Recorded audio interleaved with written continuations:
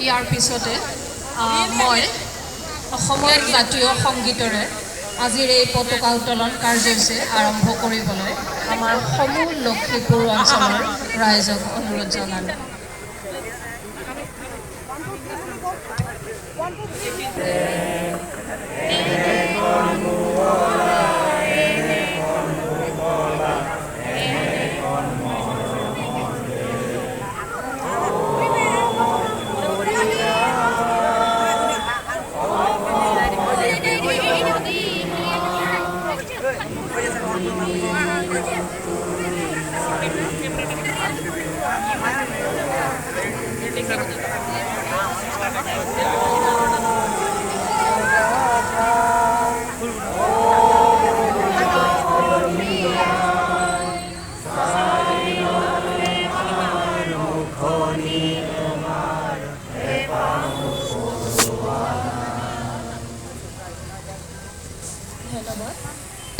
Doctor প্ৰকাশ কাশ্যপ ডাঙৰীয়া আজিৰ পতাকা উত্তোলনৰ শুভ উদ্বোধনী ভাষণ আগবঢ়াবলৈ অনুৰোধ জনালোঁ।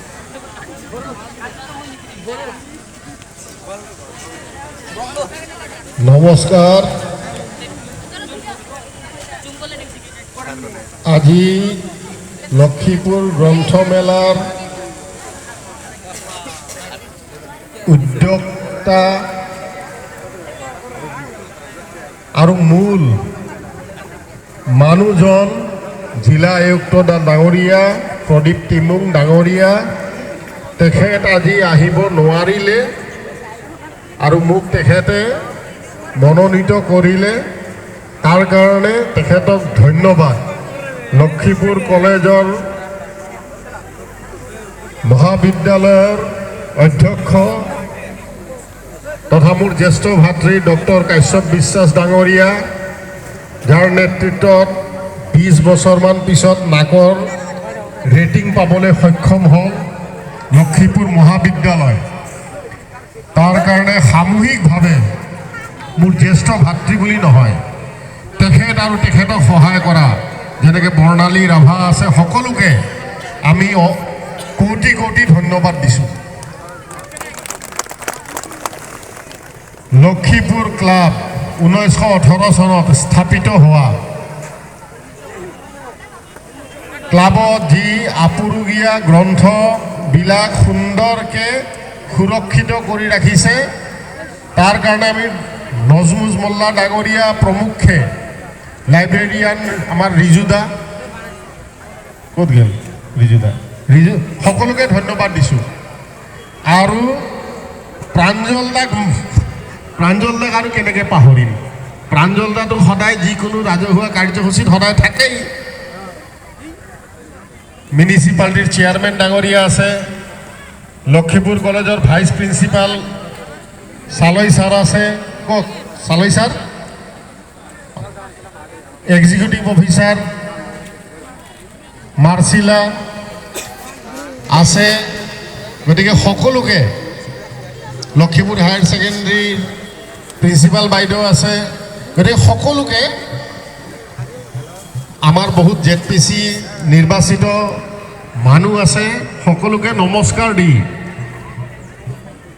আজিৰ লখিমপুৰৰ গ্ৰন্থমেলাৰ প্ৰাধান্যটো ক'ৰ পৰা, উৎপত্তি ক'ৰ পৰা, পৃথিৱীৰ ভিতৰত বিজ্ঞানসন্মতভাৱে প্ৰমাণিত হৈছে মানুহৰ প্ৰাবিৰ্ভাৱ ভাৰত ভূমিত হৈছে, এই পবিত্ৰ ভূমিত হৈছে। প্ৰথম সভ্যতা ইয়াতে জন্ম হৈছে, প্ৰথম গ্ৰন্থ ভাৰতত জন্ম হৈছে। আজি গ্ৰন্থৰ মহৰ্ষি বাল্মীকি নাই জীয়াই, কিন্তু ৰামায়ণ জীয়াই আছে। আজি মহৰ্ষি ব্যাস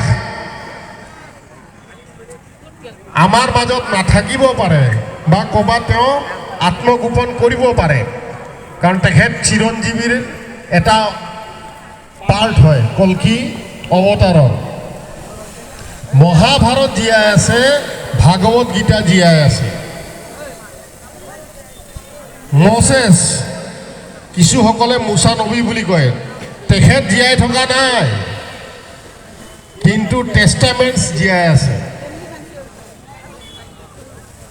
জেছাছ ক্ৰাইষ্ট জীয়াই থকা নাই আমাৰ মাজত, কিন্তু বাইবেল জীয়াই আছে। প্ৰফেট মহম্মদ জীয়াই থকা নাই আমাৰ মাজত, কিন্তু কোৰাণ জীয়াই আছে। গতিকে লক্ষ্মীনাথ বেজবৰুৱা আমাৰ মাজত নাই, কিন্তু তেখেতৰ সাহিত্য সম্ভাৰ আমাৰ মাজত জীয়াই আছে। চন্দ্ৰ প্ৰকাশ আগৰৱালা, জ্যোতি প্ৰকাশ আগৰৱালা, বিষ্ণুৰাম ৰাভা, এই সকলো, আৰু গোৱালপাৰাতো আমাৰ শুক্ৰেশ্বৰ ৰাভা, তেখেতটো জীয়াই থকা নাই, কিন্তু তেখেতে দি যোৱা শিক্ষা, সংস্কৃতি আৰু জ্ঞান আমাৰ মাজত জীয়াই থাকে। APJ আব্দুল কালাম আমাৰ মাজত নাই,